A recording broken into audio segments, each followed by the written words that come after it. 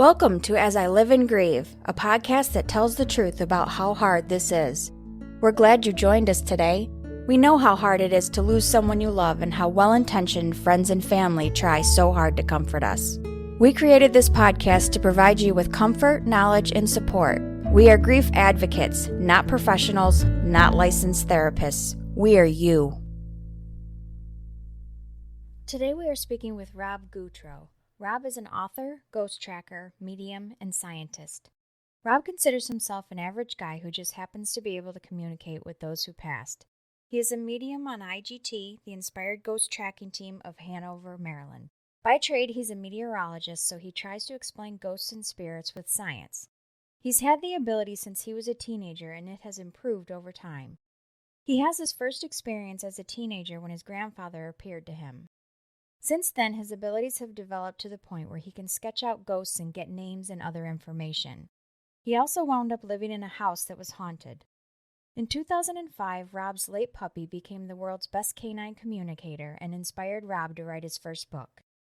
He has written 4 books and is currently working on 3 others. His breakthrough book, Ghosts and Spirits, provided similarities and differences between the 2 entities. Rob participates in private paranormal investigations, helps ghosts cross over, and has provided countless messages from people or pets as ghosts or spirits. Each week he receives emails from around the world from grieving pet parents. His books include Pets in the Afterlife, Pets in the Afterlife 2, Lessons Learned from Talking to the Dead, and Ghosts and Spirits. Rob's books have reached bestseller status on Amazon.com in various paranormal categories. All are available in paperback and ebook on Amazon.com. Rob and his husband, who is also a member of IGT, have worked with dachshunds and Weimaraner rescues since 2008. They have 2 dachshunds and a Weimaraner.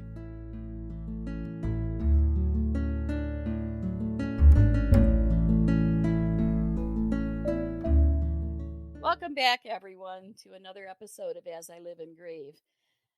Sit down, grab your coffee or a glass of wine because you're really going to enjoy today's guest. We have with us today Rob Gutro. He's a medium and he specializes in messages from our departed friends, Furry Friends. So, Rob, before I go too far, would you give our listeners a little bit of your background? Sure, Kathy, and thank you, Stephanie, for having me on. By trade, I'm actually a scientist. I'm a meteorologist. So science is the foundation of the paranormal in the way that I look at things. Since I was a kid, I was able to get messages from people who passed, and when I lost a puppy in 2005, he opened the door for me to communicate with animals from the other side, domesticated animals, cats and dogs and horses and birds and so forth. I'm also a paranormal investigator, and I'm also a dog dad and a dog rescuer. We've been doing dog rescue for 10 years too, volunteering. So I try to keep busy. That's really interesting. Now, you state in your material that you are a medium. Yes. We've had a psychic medium as a guest before. Is there a difference between psychic medium and medium? There is. So a psychic medium has 2 gifts. So they are psychic and they're also medium. So a psychic means that they can communicate or they can tap into the energies of the past, present, and future, and they can use that gift to tell you what job you could take, what car you should buy, if you should move. I can't do that. As a medium, I can only talk to people and pets who passed. All right, so you can talk to people and pets both. It doesn't distinguish between one or the other. Yes. Now, how do you know when a pet or anyone, is trying to reach you? Or do you start searching for someone? So I don't search for anyone. That's a great question. They actually come to me. So there's a difference between a ghost and a spirit, by the way, and I can highlight those. And they sense who can sense them. They'll come to me. I also do readings where I ask people to send me a photograph of their person or their pet, the name of the person or pet, and any questions they have. And then I communicate with the person or pet and answer all the questions as best that I can get answers from them on the other side. So I use pictures. Okay, that's extremely interesting, and of course, the writer side of me, the crazy creative side of me thinks, I mean, is there a directory, or how do you reach a specific pet? For let's talk furry friends, because that's what I want to talk about today. How do you reach a specific So animal? I mentioned that this is really all in the foundation of energy. And in order to understand that, what I've come to know is, as a medium, is that what happens after we pass is that the energies that are within us, the physical energies like blood pumping, cells splitting, etc., combine with our thoughts, our memories, our personality, and the knowledge that we acquired from this life. And that energy, that's like energy with a consciousness.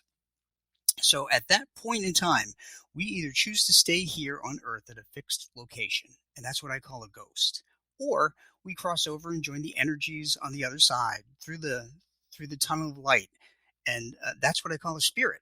So spirits are on the other side. They can come to you anywhere, any place, any time in the world. Ghosts can only talk to you at a fixed location of their choosing, like a house or a prison or a hospital. So is there something that they have to do to be, or is it up to them to just stay here as a ghost or be a spirit? So ghosts make the choice to stay, and often they make the choice to stay for a number of reasons. They may have unfinished business, or some of them actually. I find that the ones that are more even devout to their religion tend to be more afraid to cross because they fear judgment on the other side, and there really isn't. Every spirit I've talked to said there's nothing but love and peace and forgiveness on the other side. So some people have stayed behind out of fear. So my advice to everybody is when you see that tunnel of light, cross over because you'll be stuck in a place for eternity and only mediums can hear you if you're lucky enough to run into one. I have never heard that before. I'm gobsmacked. Sort of. And in all honesty, I feel like a little child asking you these questions. I feel like I might be asking a grown-up adult these questions because they are just too amazing for me to begin to comprehend. Well, it's So pretty crazy for me too. forgive my wife. Yeah. I'm sure it has. I'm sure it has. What type of messages do you hear? So from ghosts, earthbound ghosts, I always hear "help me." If you listen to any of those paranormal programs on television, they always do recordings, and most of the recordings say "help me." And the reason they want help is they want help to cross over into the light. After a certain amount of time, they lose the ability to figure out how to do that. So that's why mediums and paranormal groups come in and they help them cross over. But spirits always have messages of love and support, sometimes warnings. Um, spirits of our loved ones, people or pets, will only come to us, number one, to let us know they're okay. Number two, to tell us, to nudge us to do something, maybe drive a different way on the way home from work so we avoid an accident. Um, and number three, um, they they also help guide us to do things. So one of the things I've found about pets is that they will help you pick out the next pet that you are to adopt, and then they will actually train that new pet to have a habit that they did when they were alive. So you'll realize Oh my the pet in gosh. spirit is training the new pet. So have I any of love you that. have you experienced that? I don't know. I guess I would have to think about it really cuz I'm not sure. I never I don't know. I don't know that I've really paid any attention because I'd never I guess it's similar like well when you brought up that like spirits will help guide you to, go a different way or something like that. Hmm. Um I was wondering this is going to sound like a stupid question. Are people aware maybe that someone is guiding them or does it just come to them as like their own thought? Like, "Oh, I should take a different route home." That's a great question. And the answer is both, really. So, Okay. for people who are skeptical about sensing spirit, Yeah. they'll just attribute it to themselves. For people who are That for, would be me. Sorry. so for people who are more open, a little more open to it, sometimes they can actually feel somebody in the car with them. I can't tell you the number of times I've spoken to people who have said they've seen like a shadow of their dog in the back seat or on the front seat. And in one instant, and one of the other things that people do too, I'm sorry, spirits do, is that they lead us to somebody that looks like them, so that we know that they're with us, and that could be a pet or a person. Many times, people who have lost pets have seen pets that resemble their pet, and they're unique markings. So it's not just anything. I did talk to one woman who said that she said her mother passed away, and 2 months afterward, she was driving and she saw a woman who looked exactly like her mother driving a car. She said I was compelled to follow her for a mile, and then I realized that was crazy. She said she's going to call the police on me, so she pulled over. Yeah. Oh my goodness. Huh. Well, now, do you think it's possible? Again, I feel like a child, so forgive me.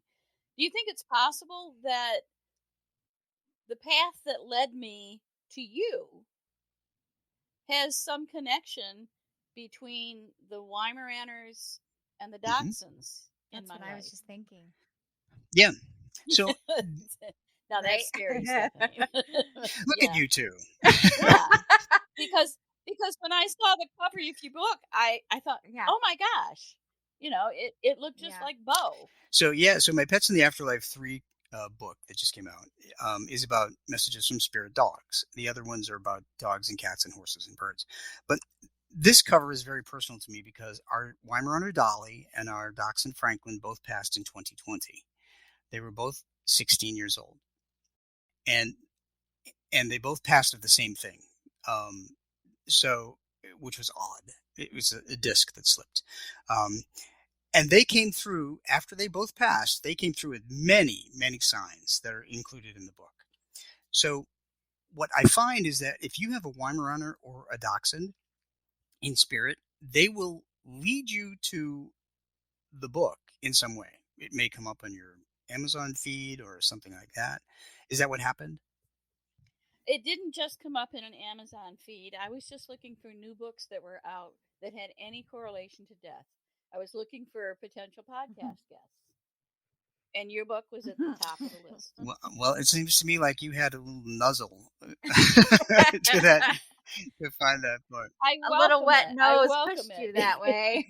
A little wet nose. I welcome it very much. When you mentioned how your spirit animal might help you find your new pet and maybe even teach them something, whether it's favorable or Exactly. not, but teach them something. Is it dog to dog, cat to cat? Can it be dog to bird? It could be, although a dog did not really associate with birds in their physical life, it would be more difficult for them.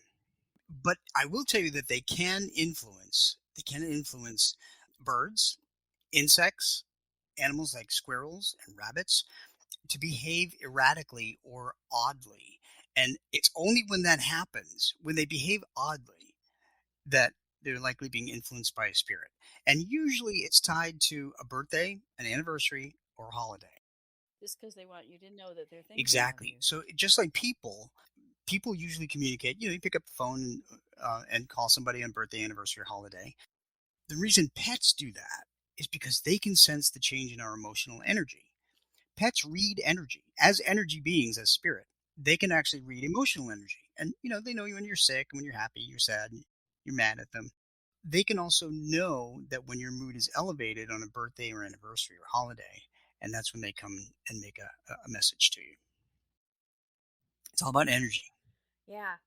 I read on your Facebook page about they basically, dogs are like 3 to 5 year olds, which I found Yes. so funny because I call all of my dogs, especially my two dachshunds, toddlers. They're like toddlers.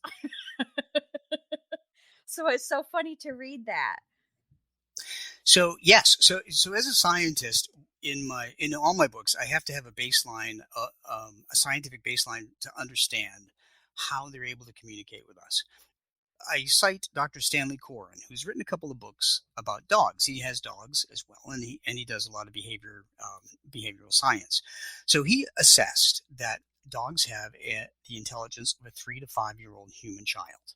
Because when you think about it, we raise them the same way.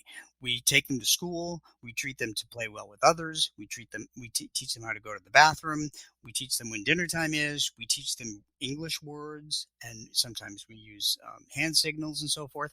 So they're really as intelligent as a 3 to 5 year old child. And that's why when we lose a pet, it's really emotionally devastating to us because we raise them like a human child. And as humans, children are not supposed to outlive us.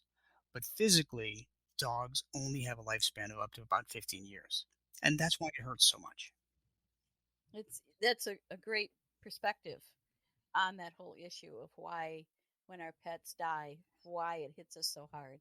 Um, I like that. I'm going to repeat that, but I will certainly attribute it to you. Uh, that's that says so much. It Thank you. really does. I really, I really had to think about that. And I came up with that, after I read that they're like 3 to 5 year old children. That really struck me. Um, Another interesting bit of science that I want to mention real quickly for your listeners is that I also cite science from Dr. Gregory Burns. Now, he's a neuroscientist in Emory University in Atlanta. And he was tired of hearing people say that animals have no souls.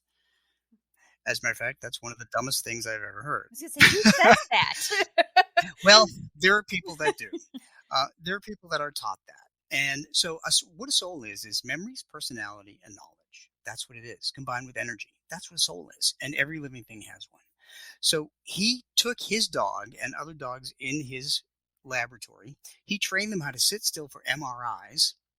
He did brain scans with MRIs with each lab person that had a dog, and the strangers approached the dog versus the pet parent, and he found scientifically the caudate section of the brain lit up that shows love in a human lit up in a pet as well.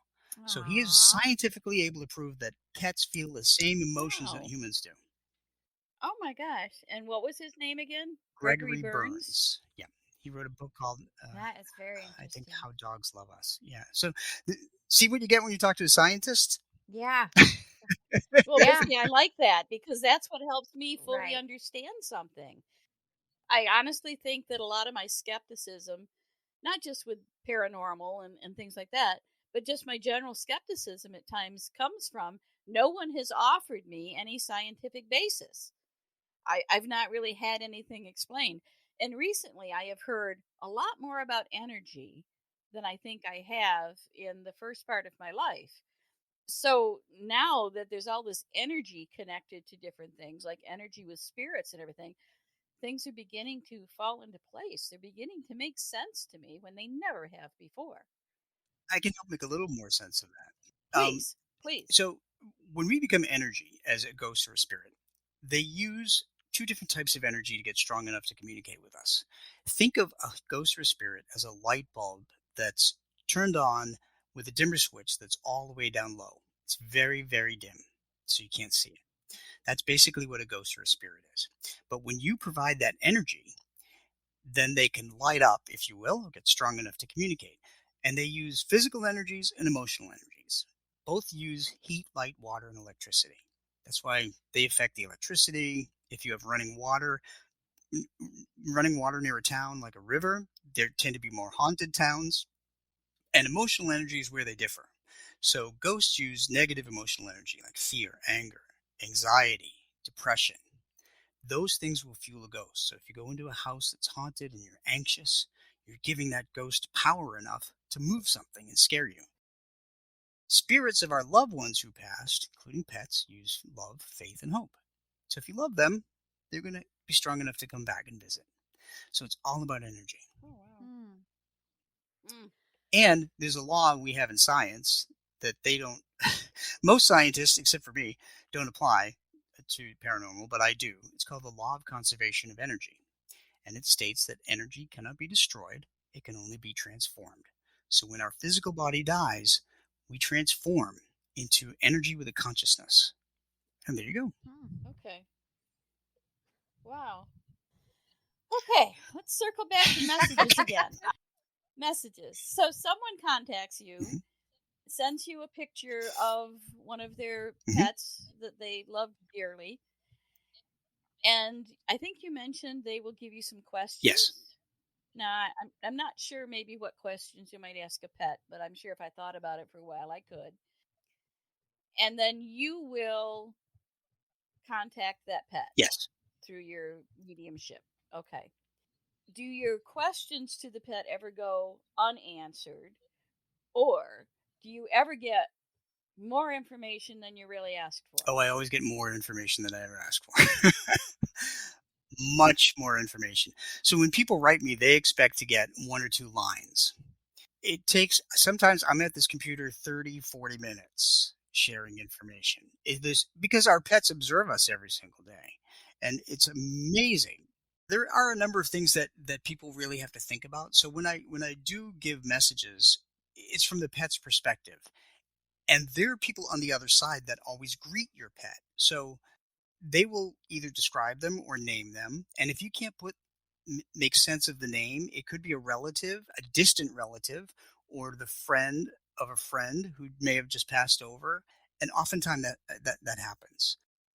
In one particular instance, a dog described his grandfather, if you will, and he said he was wearing a red and black checkered shirt, and he showed me multiple images of this gentleman, and he said this is what he always wears.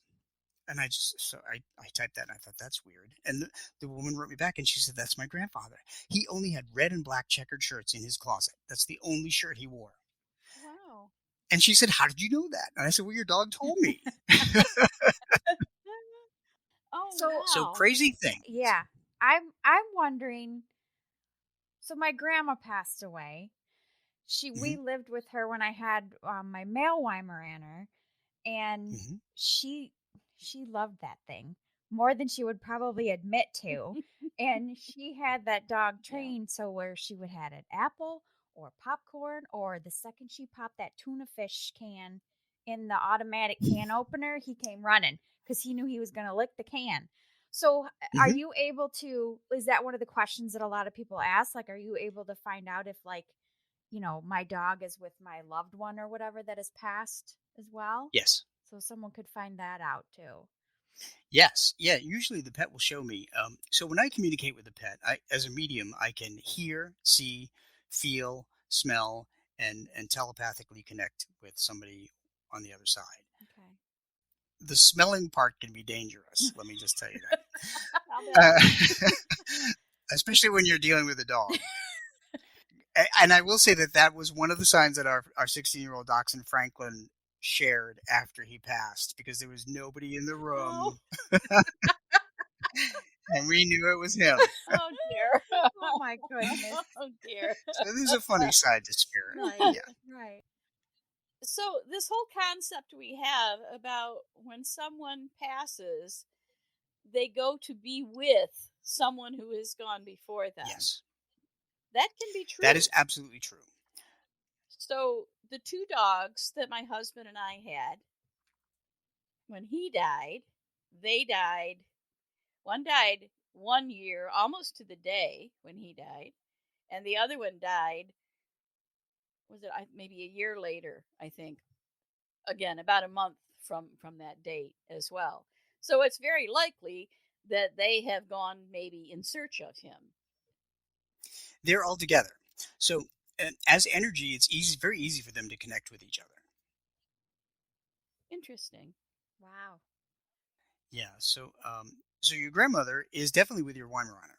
Okay. Yeah. That's incredible.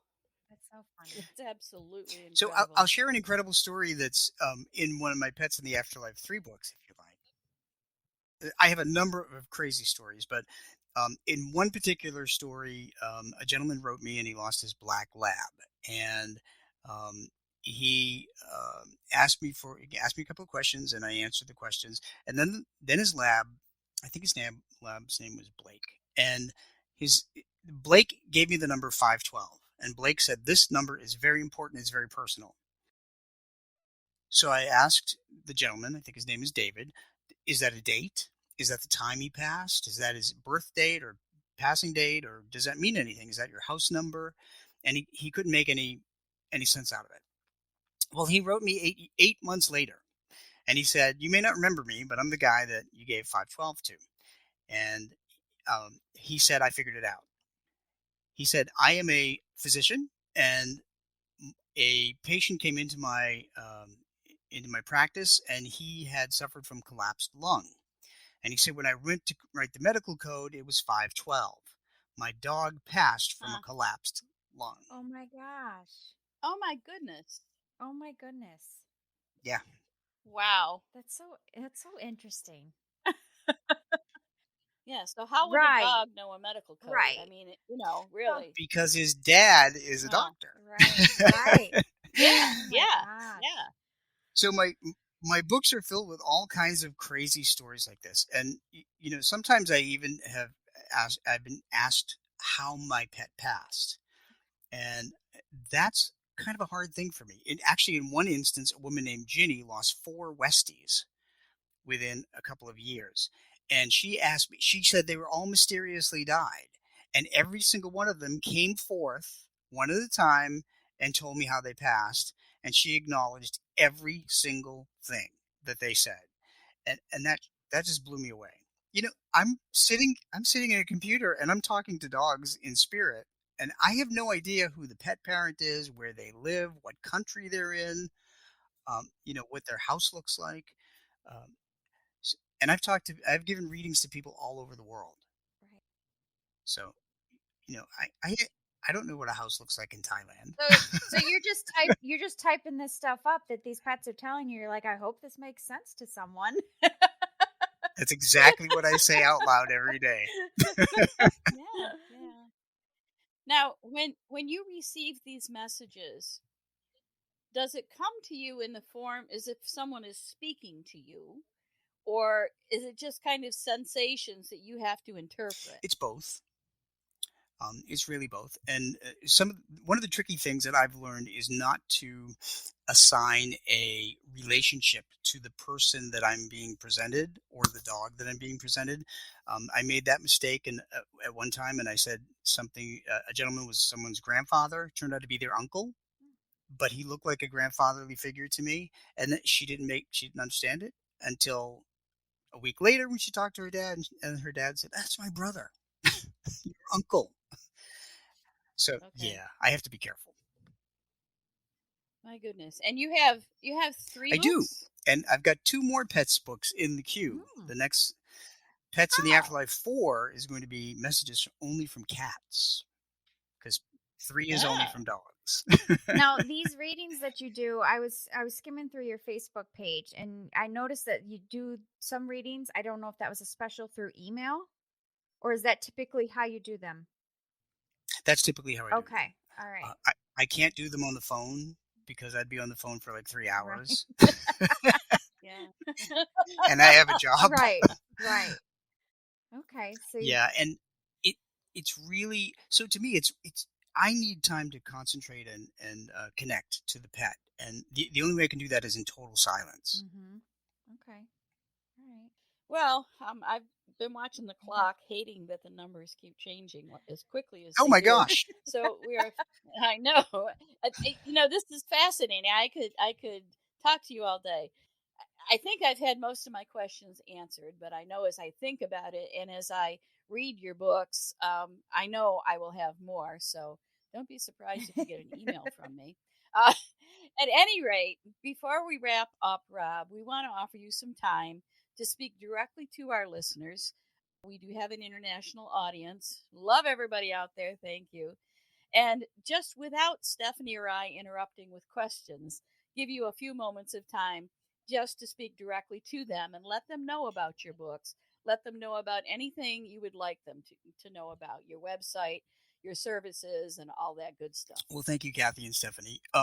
So people can find me just typing in my last name, Gutro. Not many living people have it, so I'm easy to find. And my first name is Rob. The most important thing I want to tell you about losing a pet is that, number one, they are always going to be around you.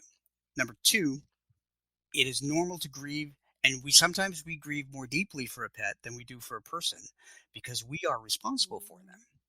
Mm. So don't feel like that's something odd. And number three, if you have to help your pet cross over and help put them to sleep, don't feel guilty about that either, because they understand that you are doing an unconditional act of love and that they're eternally grateful for it. So please don't feel guilty about that. My dog passed in 2005. He opened the door for me to communicate with pets, and I have been able to bring healing to many people through messages from their pets around the world. And I think that's my higher purpose, really, not meteorology. um, but I've written 3 books on pets in the afterlife, have 2 more coming. So it's Pets and the Afterlife. They're on Amazon. They're all under $10 because I believe in making them affordable to help as many people as I can. You'll find a lot of different ways. I would love to come back and talk to you about many more ways because there's some crazy stories.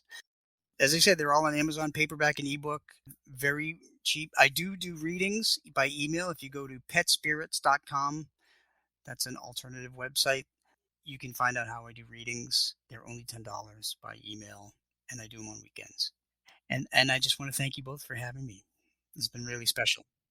Thank you. I want to mention also that I saw on your Facebook page that you do a lot of donating and fundraising for, I don't know if it's just your local animal shelter, if you do others as well. I noticed that you've done some talks and everything, and the money for the talks you donated to animal shelters. So I just want everybody to know that as well, because I love that. Thank you. Yeah, I came up with that idea about 3 or 4 years ago because I support so many animal rescues. And so what I do is, if there's an animal rescue listening, um, I charge absolutely nothing. I use my frequent flyer miles to get there. I've done talks up and down the East Coast, from New Hampshire all the way down to Maryland, and looking at other states. I've been doing it for 4 years. I've raised thousands of dollars.